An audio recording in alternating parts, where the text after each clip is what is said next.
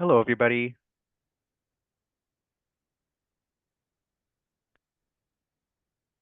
Welcome to Ecojustice's post-federal election webinar.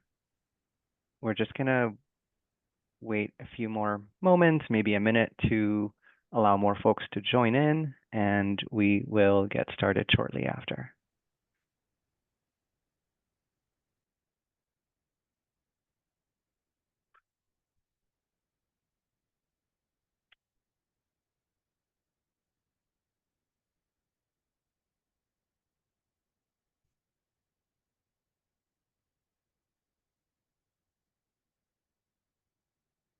And while we wait, just want to point out a message that my colleague Megan has posted in the chat with just some housekeeping information that could be useful for you to know as we dive into this webinar.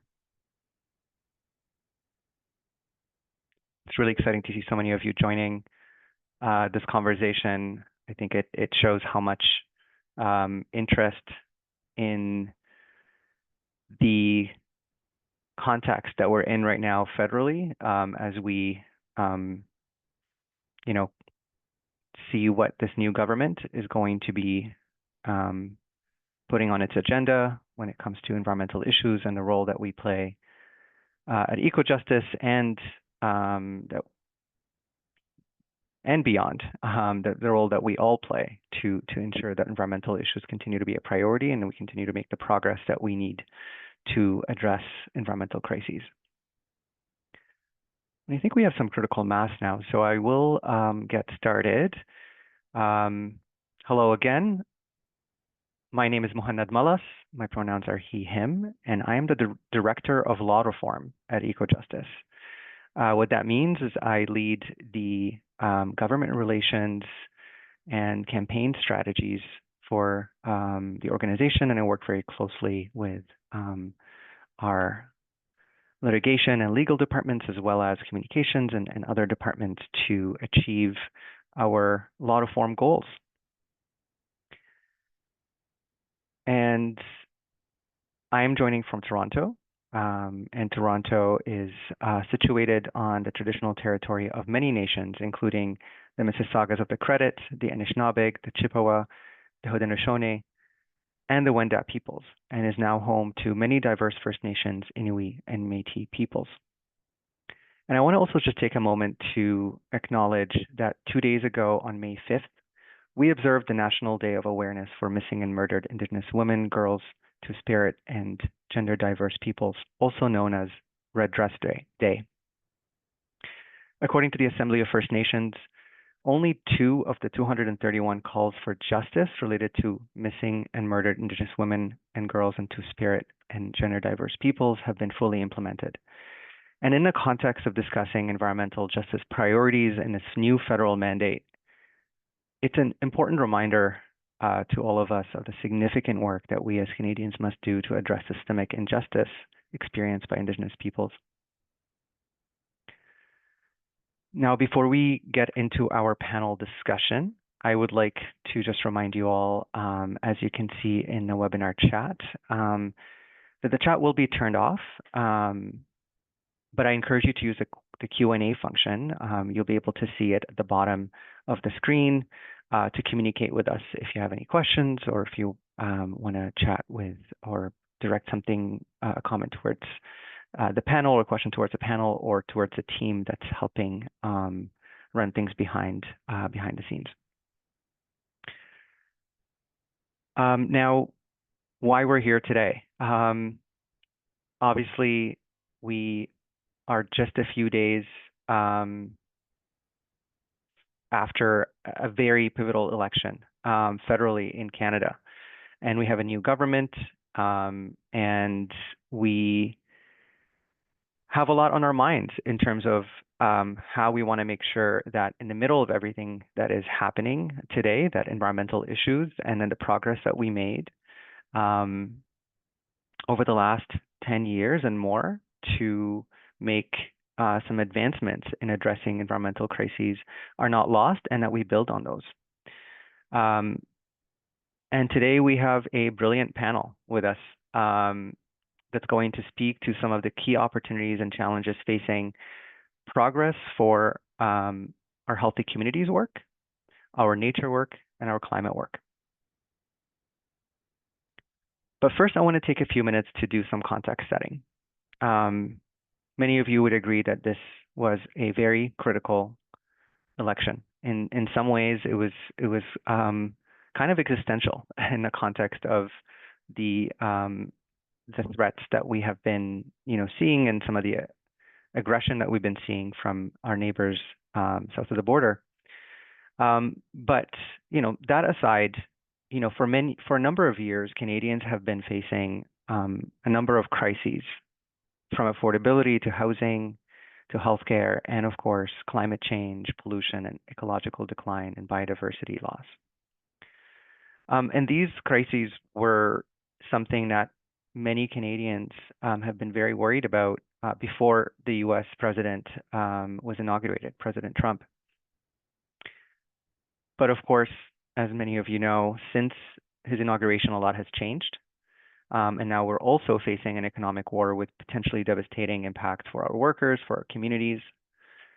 And a troubling trend that we noticed since then has been this cynical sort of effort by industry lobbyists and some political leaders to weaponize the economic crisis to try to advance bad faith ideas. In some cases, zombie ideas like pipelines that many years ago did not have the business case or the social license to move forward, as a desperate way to save a dying industry, that is the fossil fuel industry that the world has decided we're moving away from. And we've also been seeing, very alarmingly, a trend of political leaders in many provinces, including in Ontario and in BC and Nova Scotia, introducing very troubling, power-grabbing laws that repeal and undermine environmental laws, Indigenous and democratic rights under the guise of achieving economic independence and prosperity and mounting some response to President Trump's attacks on our sovereignty and our economy. And we may touch on some of those issues during the conversation today because they're really important, but I want to take it back to federal politics for now. So since Election Day, since April 28th, we've seen the results of an election that has people have elected a minority government led by Prime Minister Carney and Liberal Party. And we're now in the early days of this new minority government. And these early days are really crucial. They're crucial because this is the window of time where the Prime Minister and his new cabinet, which could be announced in the next few days, will begin laying down the foundation of what their agenda will be. And I'll emphasize that this foundation is also the foundation of the legacy that our new Prime Minister would like to leave behind. As we saw in the election, clearly Canadians chose a government that would build or that would start to take steps to ensure that we are building an economy that is independent, that's resilient, but one that centers its workers, its people, its communities, and its environment. That's the choice that we saw. And the question that we are really asking right now of the Prime Minister and the new government is, what does this economy look like? What does the legacy that he wants to leave behind look like? Is it going to be a legacy in which he bolstered industries of the past and polluting fossil fuels and more unchecked development at the expense of people's health, at the expense of the health of our ecosystems and biodiversity? Or is it going to be based on clean energy, renewable electricity, respect for nature, for Indigenous rights, for biodiversity, and living in reciprocity with the environment. For us, the legacy that we want to see is the latter, because we do think that that's the path towards making life more affordable, making people healthier, and our country more competitive on the global stage. And these are the kind of messages that we are delivering to the federal government in those early days. And today we're going to hear a little bit more about how we're going to be centering environmental issues in the context of this legacy and this future that we would like this federal government to focus on building. So I'm very pleased to have with me today Ecojustice program directors and experts on climate, nature, and healthy communities, who will be discussing what this election means, or the outcomes of this election means for the important work that we do to address the triple crises of climate change, biodiversity loss, and pollution. And we'll start with Elaine McDonald. Maybe if Elaine could turn on her camera and give us just a quick intro. Sure. Thanks, Mohammed. Hi, everyone. I'm Elaine McDonald, and I'm the director of the Health and Communities team. I'm coming at you from what is beautiful Toronto today, actually. It's like fully spring here, which we've been waiting desperately for. And the Healthy Communities team's focus is on pollution and toxic chemicals and how those are regulated and managed, as well as advocating on behalf of communities that are impacted by industry, by toxic chemicals, particularly marginalized communities and fence line communities. So, to sum it up, that is the focus of what we do, which includes things like work on plastics, but I'll talk more about that later. Thanks. Thanks, Elaine. And Margot. Thanks, Mohammed. Good evening, everyone. My name is Margot Venton, and I am the director of the nature team at Ecojustice. Ordinarily, I work on Canada's west coast from my home office in Coast Salish territory on Sideas Pender Island, but I'm also joining you this evening from Toronto. And Ecojustice's nature team, our work is on the whole geared around responding to the biodiversity crisis. For those of you who are familiar with the biodiversity crisis, you'll know it is the concern about the over 70% decline in the abundance and health of individual populations of species and ecosystems around the world. We do a lot of work on endangered species and endangered ecosystems, and promoting the idea of effective in nature protecting law that will allow us to halt and reverse the biodiversity crisis, which is something scientists agree is necessary for us to continue on as a healthy society. Thanks, Margot. And lastly, Charlie, who's our climate program director. Hi, everyone. I'm Charlie Hatt, the Climate Program Director, as Mohammed said. I'm in my second tour with Ecojustice now. I started my career here as a staff lawyer in Toronto and have been back in the last couple months as Climate Program Director, and very excited to be back. I have a background in both litigation and climate policy, so bring both those perspectives to our team. And what we focus on is, I would say, primarily litigation that tries to stop fossil fuel expansion and hold governments and large corporate actors accountable to action that's consistent with what the science says we need to do to stop climate change and prevent the worst impacts of it. And that's stop polluting the atmosphere with greenhouse gas emissions. Great, thanks, Charlie. And since you went last in your intro, I'd like to start with you. And I have a question that I think is maybe on top of mind for many folks. We saw this election being unlike previous elections where climate was a key priority in platforms. In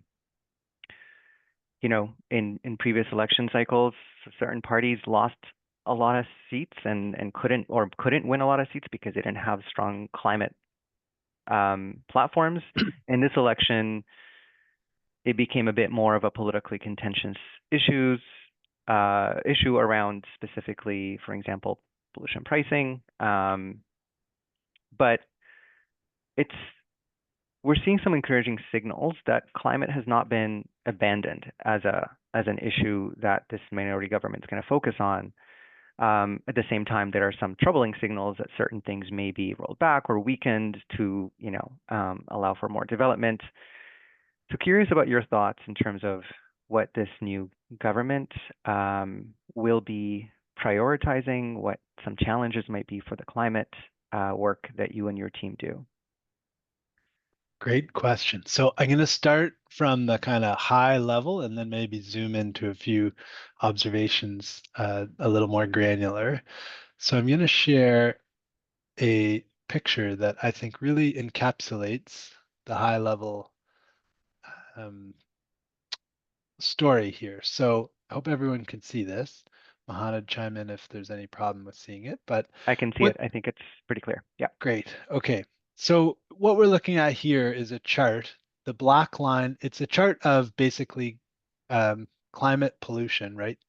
Greenhouse gas emissions from Canada into the atmosphere. So, back here is 1990, going forward, the black line to the present day, those are our actual emissions. And then there's dotted lines that represent future scenarios. So this was based on modeling from some professors at Simon Fraser University. And based on what the conservatives put out in their election platform, which didn't really have anything to do with reducing emissions, it was all repealing federal law and policy that exists on reducing emissions. So it would have had an increasing effect had they come into power and had they enacted what was in their platform. So we would have gone backwards on progress reducing emissions. Based on what the Liberals had in their platform, basically, nothing terribly new, just kind of maintaining what's already on the books at the federal level. The modeling expects a decreasing trend. So, further emission reductions over the next 10 years. This goes out to 2035. But then the yellow line are the targets that the federal government has enshrined in law in the Canadian Net Zero Accountability Act. There's more words to that, but in any event, these are targets enshrined in law and also committed to as part of Canada's international obligations under UN Paris Agreement.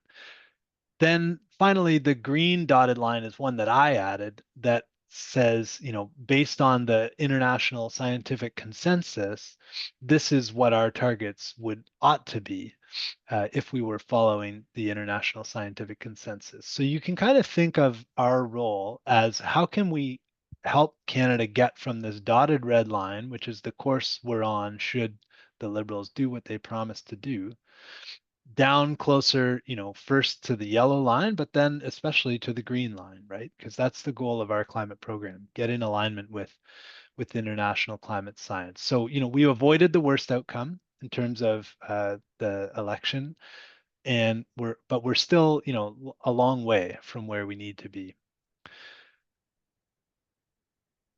So that's the high level view. Now, zooming into a few things. One is the new prime minister himself. So Prime Minister Carney is one of the most substantively knowledgeable world leaders probably ever on climate, right? This is a guy who was heavily involved in UN processes, in climate finance circles, giving quite far-sighted speeches 10 years ago on, the problem of stranded assets and so forth. So this is someone who doesn't need to be briefed up from square one on this. He knows the science. He understands the intricacies here. Of course, it remains to be seen what he actually does in practice. In terms of what he was saying in the campaign and afterwards, we heard a lot about wanting to make Canada an energy superpower in clean and conventional energy. So that kind of both and all of the above approach. And saying things like, not necessarily pipelines, but maybe pipelines as something Canada should do to respond to the Trump tariff threat. On both of those statements, there's deliberate vagueness. That's how I see it. what does conventional energy mean? Does it mean exclusively fossil energy, or does it just mean like any conventional way we generate electricity already, for instance, like hydro or nuclear or so forth? On pipelines, he hasn't committed to backing a pipeline, and most analyses suggest that no pipeline would go forward without not just federal support in a regulatory sense, but financial support. So he's left himself room for maneuver. He also says our economy and society writ large are at a historical hinge point. So, again, a hinge implies we're going to go somewhere different based on the hinge. Fossil company CEOs are already back out there in the media restating their demands that they put out during the election campaign, which is essentially for a full-scale repeal of all federal climate law and policy that makes any kind of difference in reducing emissions. They want to just be able to do what they do with no restrictions from a climate perspective. The Alberta government leadership is backing that demand and even using it as a wedge for a national unity crisis. So that's one possible way to go on the hinge. Or you could view it as a potential opportunity to lean into the energy transition, right? The transition from fossil energy powering our homes and vehicles and industries to clean energy, whether it be renewable or other sources, basically non-emitting energy. And that has massive potential to lower energy costs for Canadians, to protect and improve people's health and the natural environment, because fossil fuel development is oftentimes the leading cause of habitat destruction and issues for species and toxic burdens for people. So, remains to be seen. It's all to play for, which way that hinge point goes out. In terms of Carney's past life as green finance guy, we'll be looking at what opportunities there may be for sustainable finance law reform. He has taken some positions that suggest he's not going to be gung-ho about that, but we're certainly going to be engaging to see what room there is there, given Prime Minister Carney's past work on that issue. In terms of litigation, I can predict that we would be engaged in two ways. So one is litigation supporting the federal government. The federal government is already facing two separate reference cases initiated by the Alberta government in the Alberta Court of Appeal about the constitutionality of key federal environmental protection legislation. One is about the Impact Assessment Act, or popularly referred to as Bill C-69.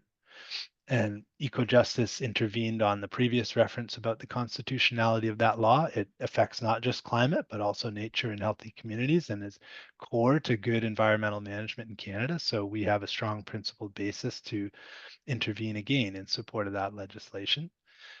And secondly, there's now a reference about the constitutionality of the federal clean electricity regulations. And these are regulations that require by 2050 our electricity system become net zero in alignment with our established 2050 goal.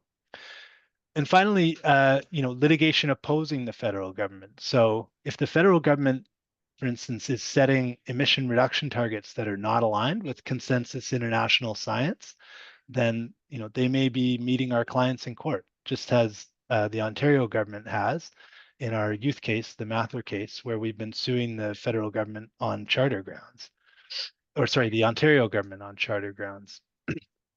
We'll also need to see implementation of targets. And beyond all this, I'll just nod at Mohanad that there's a whole section of rights-based litigation that could be brought against governments or polluters, regardless of anything the federal government does or doesn't do. So the federal government is very important in terms of climate action in Canada. Among governments, they're the government that has been pulling the lion's share of the weight over the last 10 years. Provincial governments have generally been laggards, but they're not the be-all end-all, right? And we can't wait around for them to be the be-all end-all. We have to take the action to those who are doing the polluting and we're going to be looking into that as well. So it could mean everything from lawsuits against fossil fuel companies to large polluting enterprises, greenwashing litigation, and so forth. That is super insightful and some really exciting ideas.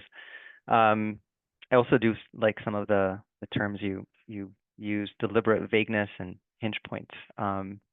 Very good metaphors. Just one question about sustainable finance, because I find that I get this a lot in conversations with folks about how Mark Carney is known as the sustainable finance guy at on the global stage before he entered politics. But one thing that we saw as soon as Trump got elected in his second term, just a few months ago, many of the banks, major banks that have committed to some of the net zero goals voluntarily walked back their commitments. And curious to hear your thoughts about how important it is for sustainable finance to move in a direction where it's not voluntary anymore and it's regulatory, and there are legislative mechanisms to ensure that banks and financial institutions make those commitments and honor those commitments, and whether Prime Minister Carney sees that. No doubt he sees it.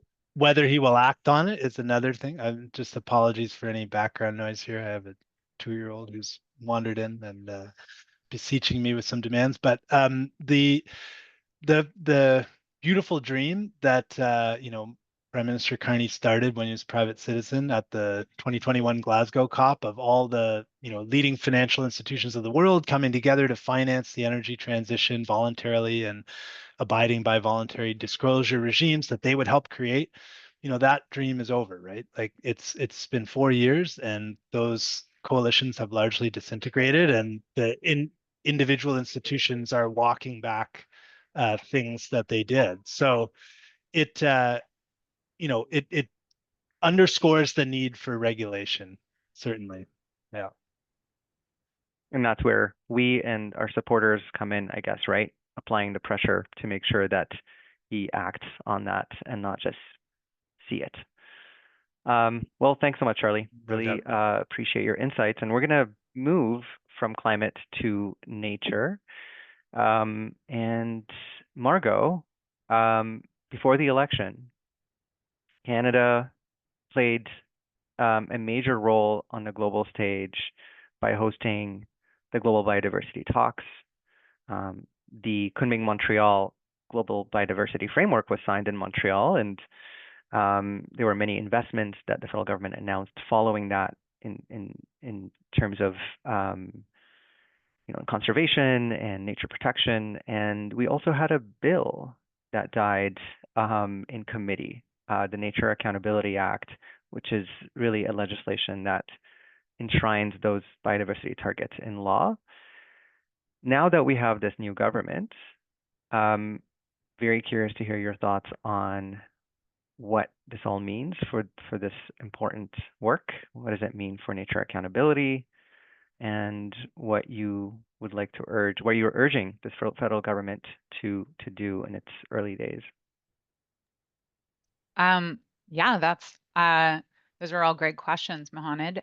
So just to give everybody a little bit of context, much like the climate crisis and the pollution crisis, the biodiversity crisis as it's showing up in Canada is not just a national problem, it's a global issue. And we have the world in response to the biodiversity crisis came together in the famous Rio Summit in 1992 and signed the Convention on Biological Diversity, which initially simply had the goal of slowing biodiversity decline. But unfortunately, during that time, rather than slowing biodiversity decline has increased. So now, in successive meetings of the parties to that convention, which is almost all countries in the world, with the exception of the United States, when the parties met in 2022, they created a set of more rigorous targets because the recognition, and this was actually the second set of detailed targets,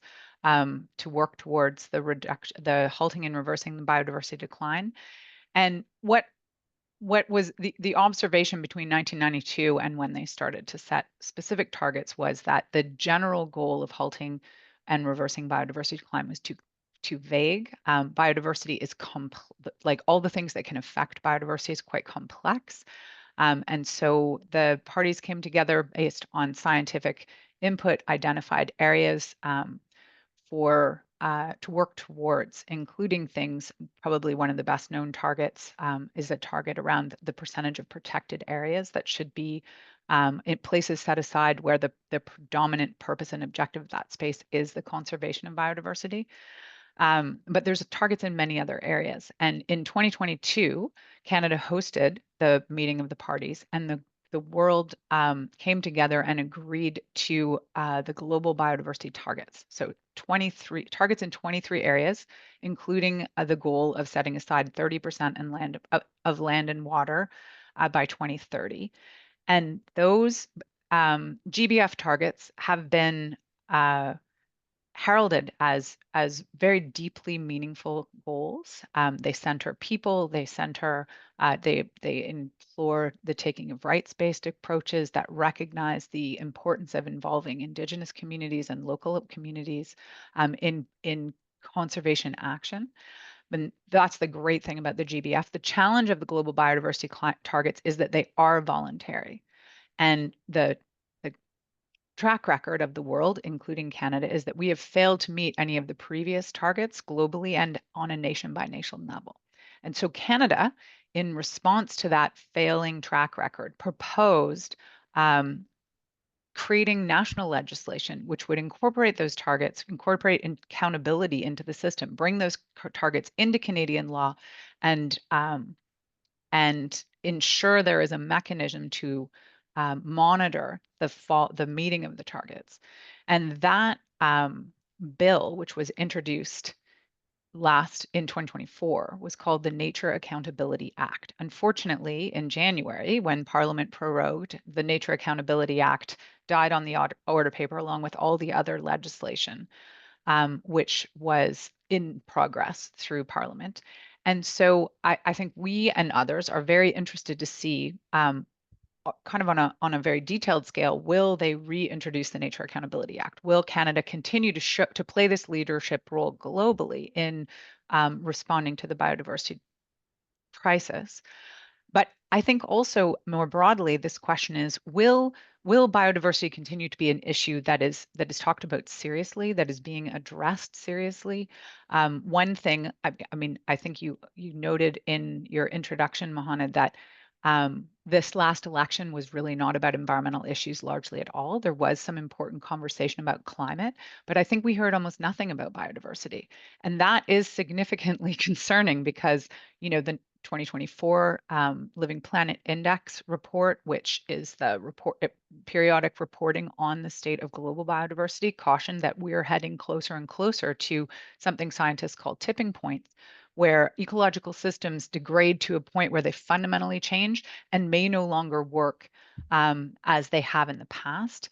And we rely on the functionality of ecological systems for some pretty important and basic things, like our food systems depend on them. The hydrological system as it functions now depends on them. So the fact that people aren't talking about biodiversity as an issue in these elections does concern me. And I think one of the things we are looking to see is, will this be an issue that the federal government starts talking about again?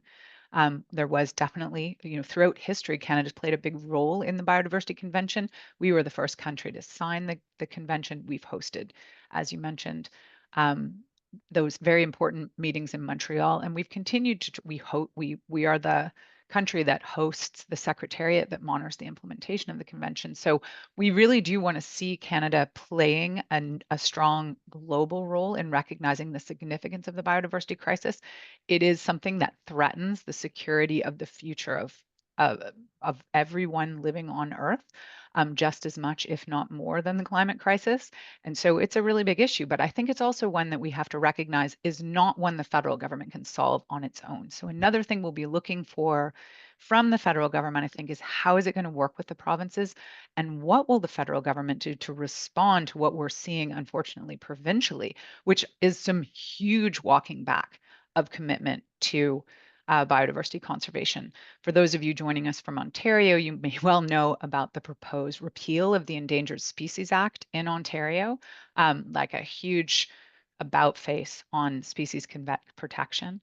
We're seeing the proposal of legislation that would prioritize the fast tracking of mining projects, of infrastructure projects that would perhaps completely ignore all of our biodiversity protection, all of our environmental protection. And I think those are big concerns because, as we know, any physical thing that you build, any large industrial facility, any large infrastructure project can have a very significant impact on the environment. We see globally some tremendously dangerous and catastrophic projects that have huge impacts on the environment, and some that have far less. And where you see projects that are done in a way that really minimizes environmental impact, those are projects that are done following laws and policies that are aimed at protecting the planet and people in the vicinity of these things. So we will be watching to see how will the Carney government deal with this retreat. It is concerning to me that we are rushing ahead, I think, with a bunch of economic proposals without thinking about the fact that we are proposing to do these things in some environments that are themselves already very vulnerable. And as many people have said, and I don't want to underplay the significance of harsh economic moments, but like markets recover, economic systems, economics, we have like shifts and highs and lows in economic systems. But when you lose a species, when an environmental system or an ecosystem fails, that is forever. We can't get those things back. So these are really significant issues. We will be, in particular, continuing, I think, from an eco-justice perspective, in addition to just watching and working with the federal government. I think we also have to be working very in a very focused and detailed way on supporting the development of environmental protection law in the provinces also, because really biodiversity is obviously an issue that requires the cooperation of all levels of government. That should also involve the collaboration and work with Indigenous levels of government as well. And that is something that we have to, we need everybody pulling in the same direction right now.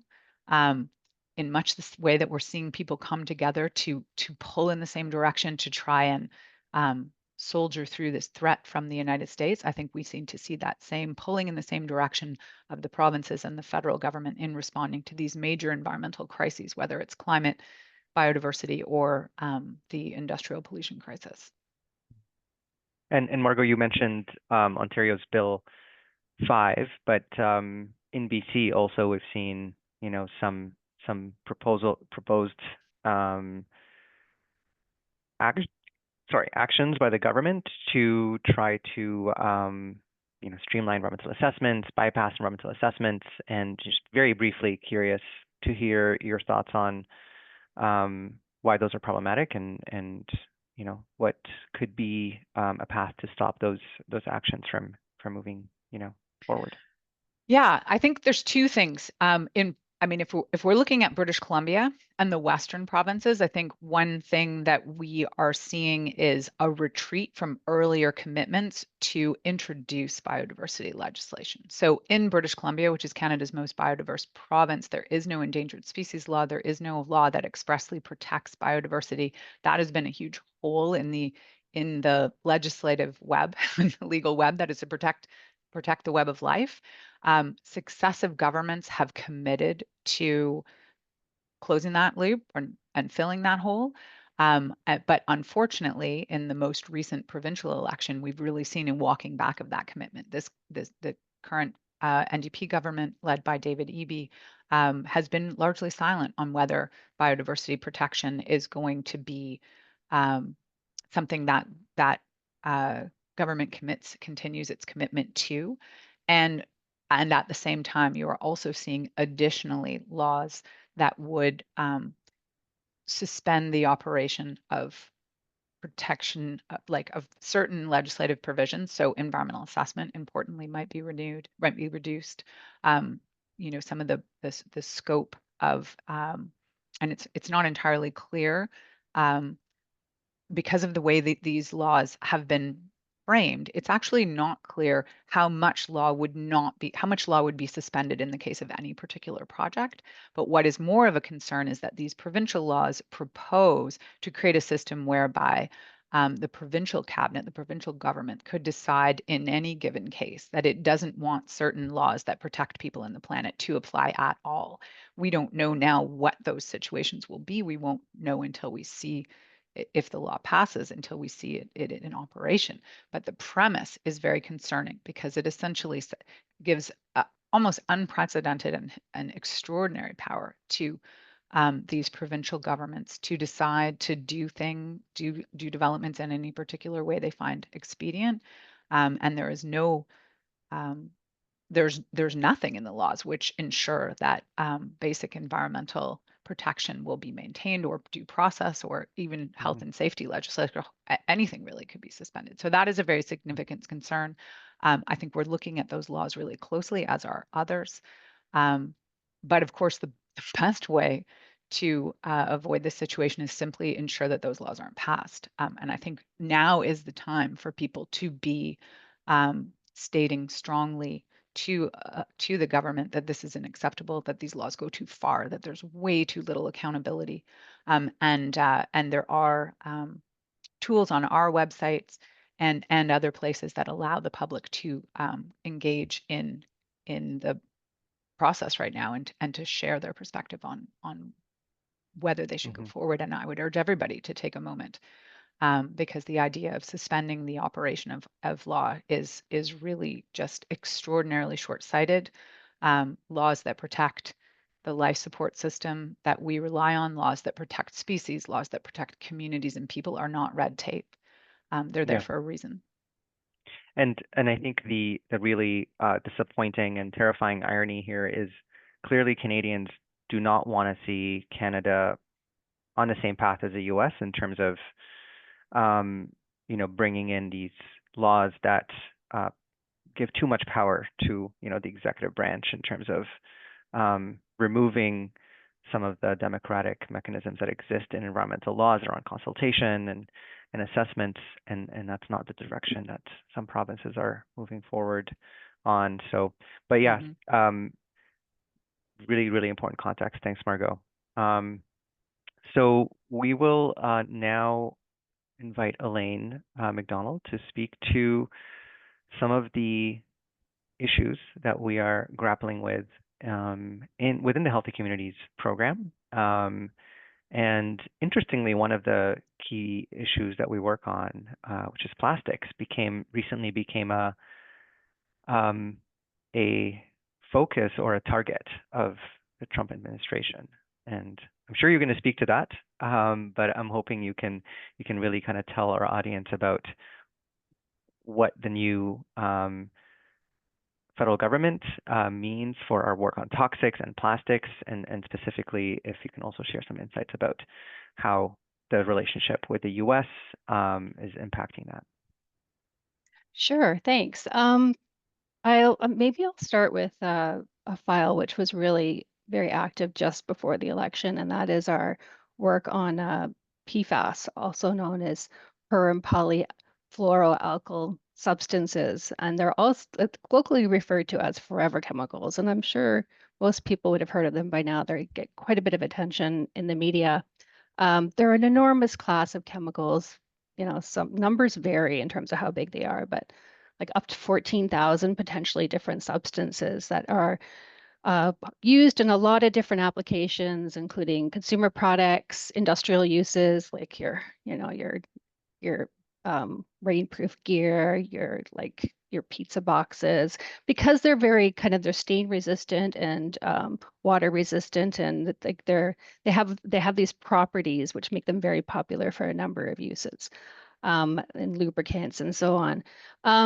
And it's really become a global crisis, the levels of PFAS that have accumulated in the environment. And they're called forever chemicals because they are so persistent, they never break down. Basically, every time a forever chemical is used and released into the environment, it is there, for hundreds of years. It doesn't break down. So they're building up um, in all corners of the world, including in our bodies. There was a recent study that came out about forever chemicals in human brains. They're in our lungs, all species. They're in rainwater. There isn't a place you can't look where you're going to find forever chemicals. So the world really needs to grapple with this issue of forever chemicals, and we've been pushing the federal government to list PFAS or forever chemicals under legislation called the Canadian Environmental Protection Act. And that has been an ongoing effort since about, I would say 2020, 2021. And the reason we need to have PFAS listed under this legislation is because it really opens the door for then the federal government to move in and regulate PFAS. And what we've asked for is for the entire class to be listed of PFAS. And this is to avoid something called regardable substitution. Because if you go and you target a single substance here, a single substance there, another PFAS is just going to come in and replace it. And then you're not really solving the problem. And they all have very similar impacts in terms of their human health impacts, as well as impacts on the environment. And like if I didn't mention, they're carcinogenic, they impact immune systems, they impact they have reproductive developmental impacts. There are so many different health impacts from exposure to PFAS. So just like weeks before the election was called, they finally, after what has been a long runway, published a draft order to list PFAS as a class under CEPA. CEPA is the short for Canadian Environmental Protection Act. It's only a draft order, but it's that much closer to a final order, I could say. The one downside of this is that we didn't get all of the PFAS class. They did take out a section of a aspect of PFAS called fluoropolymers, which are the PFASs that are kind of locked up into polymer structures. And that was completely in response to very, very heavy lobbying from the industry side. Because they had earlier released a science assessment that proposed the entire class, including fluoropolymers, be listed. And then when they got so much pushback from industry, they actually backtracked on the fluoropolymer piece and they came out with a science assessment, and that delayed things by a year as well of PFAS without fluoropolymers. That said, getting even those listed would be wonderful. So obviously, leading up to the election, we were super nervous about a change in government that could see all of this backtracked. Now that we have, the Liberal government coming back, we assume they're good. They're going to continue on their track of listing PFAS and then moving to regulation, which is what is really needed, and it's desperately needed. And there's been already way too much delay. That said, it's like even under under the Liberal government, we had to push really hard consistently to keep them on track. So it's not like our job is going to be easy under even this government. We're going to have to keep ensuring that they move forward with actions on PFAS, which would include, they've proposed a 3-phased approach to some of the highest exposures actually occur from firefighters because there's PFAS in firefighting foam as well as in the turnout gear they wear. So one of the first phases, they are going to address the firefighting foam and then move into consumer products and then finally industrial uses. That they have that proposed to stretch over quite a few years. So we're trying to push them. And actually a submission just went in today on this that was led by someone from my team, Remy and Alexander. So way to go, Remy, on these timelines and trying to push them to do things even faster because we really can't afford to let this lag on any longer. So that's kind of one of the big priorities that we'll be pushing under the new government. We don't know who the new minister is. We had a really good relationship with the last minister's office on this file, so we're going to have to rebuild relationships with whoever the new minister is, which is a new challenge with the change of government always. And all of this action that's happening on PFAS is happening under the legislation, as I mentioned, called the Canadian Environmental Protection Act, which was also a piece of legislation we worked really extensively on getting updated under the past government through a bill called Bill S5, which passed in 2023. And you would assume that, a bill that passed 2 years ago is fully in place and implemented. Well, that is not the reality. There is a lot of work left to do still to see the changes that were made to CEPA through Bill S5 fully implemented. And that includes full implementation of what is for the first time recognized in federal legislation as the right to healthy environment. Through the amendments to SEPA, we brought into federal legislation a recognition of right to healthy environment, and now we need to see that fully implemented. And the bill requires the government to produce an implementation framework, which they haven't done yet. The deadline for producing that is actually in June, so we're anxiously waiting to see what the Carney government pumps out with respect to that implementation framework. We've been involved in the consultations around it, pushing them for a very strong implementation framework that really kind of centers the right to healthy environment as a right and not simply as a principle or a checkbox under the legislation. So that is also ongoing work that we have before us in this new government. And to turn to your point on plastics, plastics has also been listed under SEPA as a toxic substance. And as people may know, the government moved forward with regulations of plastics, including bans on single-use plastics under SEPA, and that was challenged by industry. And Charlie was mentioning earlier about one of the roles Ecojustice plays when we take on litigation is sometimes we have to support government when things are challenged. And that is the situation with plastics. And what we've been doing for the last couple of years is supporting an ongoing case that's been working its way through the courts that has been challenged, that where the plastics listing under SEPA, which is actually listed as plastic manufactured items, has been challenged by a coalition of a number of industries from oil, plastics, um, uh, and we're waiting now on a decision from the Federal Court of Appeal, actually on an appeal up. But at the same time, we've been working on the law reform side and the advocacy side to push for more regulation of plastics. And one of the areas we've been involved in is the UN treaty negotiations on plastics to have a global treaty to end plastic pollution. And before the election, the conservative party actually made it pretty clear that they were planning to reverse all of the action that had been taken on plastics at the federal level. They were going to delist plastics and cancel all the regulations. So we're pleased to see that that is no longer going to, that's not a risk because they didn't win the election, but we are going to end. We have heard that the Liberals are committed to their agenda on plastics and plan to continue to push plastics forward, but we are going to have to hold them to account to make sure they do that. And to the issue that Hannah specifically raised around Trump is in a trade barriers report that was released a few weeks ago, where the Trump government identified various trade barriers. For the first time ever, we saw plastics on that list, and they said that Canada's zero waste plastic agenda was a trade barrier. And with the pressure around the tariffs and so on, we're concerned about how the federal government might react to that being included as a Trump identified trade barrier.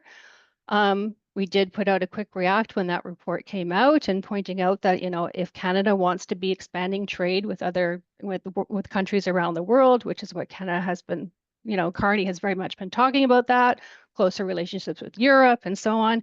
We need to meet them where they're at. They're way ahead of us on things like regulating plastics compared to Canada. So we need to raise our standards up to what we're seeing those other jurisdictions that we want to develop stronger trade relationships with. We need to raise that and not race to the bottom and because of the threat of tariffs from Trump.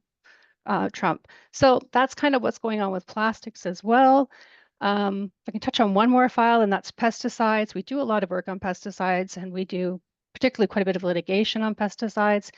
This one's a little bit more of a question mark in terms of how the work on pesticides is going to advance under the new government. I must say it was frustrating under the past government to try and get the pesticides, unlike other chemicals, is regulated under Health Canada and not under Environment and Climate Change Canada. We had pretty frustrating relationship trying to get Health Canada to improve its oversight of pesticides, and it's regulated through an agency called the Pest Management Regulatory Agency, which is under Health Canada. We never really developed a very good relationship with the health minister at the time, Holland. We're hoping that with a change in government that might refresh our opportunities to push for more sustainable use of pesticides. Pesticide use has been increasing drastically in Canada. It's increased about 47% over a 10-year period. Pesticides are used in a lot of ways which are completely unnecessary. They're used in a way, they're used excessively, and they cause pretty widespread impacts on the environment and human health. If people haven't looked at our website, we have a great report that came out earlier this year called Toxic Harvest on Pesticide, written by one of our lawyers, Laura Bowman. And I would encourage anyone to read it to kind of understand a little bit more the challenges and issues in Canada around pesticides. So we're hoping that with a fresh government, we can kind of restart the conversation around what are some of the ways to more sustainably to reduce the use of pesticides. One of the reasons to reduce use, and Margot talked about this a little bit, is like, pesticides have not only do they affect human health, but they have quite a big impact on biodiversity. In fact, they are one of the issues that's cited in the Global Biodiversity Convention as the need to reduce pesticide use to protect biodiversity. So, besides the human health, there's lots of other reasons that we need to be having a stronger oversight of pesticides. So that is another piece of work we're going to be doing. We just recently had a great win on glyphosate at the federal court too. So we're going to see how that win potentially could impact the regulation of pesticides moving forward as it's implemented. So those are some That's amazing. yeah. We could all use a win these days. Thanks, Elaine. And just in a few seconds, just maybe more of a yes or no question answer, and maybe just a few words. A lot of work has been done on environmental racism, and your team has been really involved in that. Do you think under this government that we might see a reversal, or are we kind of hopefully confident that things will continue to move forward? And again, maybe just 10 seconds. Yeah, so a bill passed. Oh, that's not going to be 10 seconds if I get too much in the background. But a bill did pass, a private member's bill on environmental racism, which is will force the government to develop a strategy, a strategy on environmental racism by next year, I believe. That has to be presented to Parliament. Our main concern would be that, I don't think they would drop the requirement to do that strategy. They don't think they would reverse the bill or anything like that. I think the main concern was that they would do a very weak job of it if we didn't continue to push them. Right. So yeah, that is something I'm glad you raised that. Should have mentioned it. That is something we're going to have to keep our eye on too. And there's a big coalition of groups we work with on the environmental racism piece to ensure we can push that forward. But my main concern would be that they will do an underwhelming job of developing a national strategy on environmental racism, which won't really result in many changes if we don't keep the pressure up. Thanks so much, Elaine. We are running out of time. There was a question from the audience that I thought would be interesting to address, and we promise we'll answer all the questions that we won't have time to answer now. Later on, we'll be sure to reach out and provide an answer. But the question is about what the cabinet may look like. As I said earlier in my intro, we're expecting the cabinet to be sworn in the next few days. I've heard potentially even maybe before the weekend, but in the news, I think there were credible reports that it's going to be next week. And I think the PM, Prime Minister Carney, also mentioned that. So the question is, will we expect to see major changes in cabinet and different ministries? And the answer to that is, I think we should expect some changes. I think this government and Prime Minister Carney has signaled that, he wants to do things a little differently, and we expect to see fewer ministries compared to Prime Minister Trudeau's era. One thing we're also very concerned about is funding of departments. One thing that Prime Minister Carney said on a campaign, and to use Charlie's words, and I think there was some deliberate vagueness there, the spend less, invest more, whatever that could mean. One concern for us is that this new government may spend less on resourcing departments to exercise their role in implementing laws, and specifically Environment Canada comes to mind, but Health Canada, Fisheries, a lot of important departments that make sure that environmental laws are implemented effectively. And so that's something we'll be watching as well in the next few days. as Parliament returns at the end of the month, we expect a budget bill to be introduced shortly after that, and we will be engaging on that as well. But yeah, the answer to the question is we expect some change. There's a lot of fresh legs and fresh blood in this new government, a lot of new staffers. Many staffers have quit and were burnt out because of COVID and political drama over the last couple of years. So in many ways, I think this will be a very new government, and that's something that we are keeping in mind. But we are at time. This was a really, really insightful conversation, even for me, even though I know the work really well and I work with all of you. I just felt like it was really helpful to hear these perspectives. And I hope everybody found it also very insightful and interesting. Thank you again for joining us. Megan, my colleague, has inputted in the chat many links to places where you can take action, tools that we have on our website that facilitate how you take that action, and also links to reports and other things that we've done on the issues that we talked about. I also want to encourage you to sign up to our newsletter if you're not signed up yet. I think this is where we communicate about the progress of our work. And of course, the work that we do couldn't happen without your support by taking action, and also by donating to the organization to enable the work that we do, which is really important, especially at this time. These are many ways that you can be involved, and you can support our work. And again, without many of you, and this work would not be possible. So thank you again for joining us. Please stay connected. We will be in touch with those who haven't gotten answers to their questions. We may be doing more of this in the future in certain key moments, and we would love to see you again. But yes, thank you again, and thanks to the panelists and to the team who supported organizing all of this. Really appreciate it. Bye, everybody. Bye.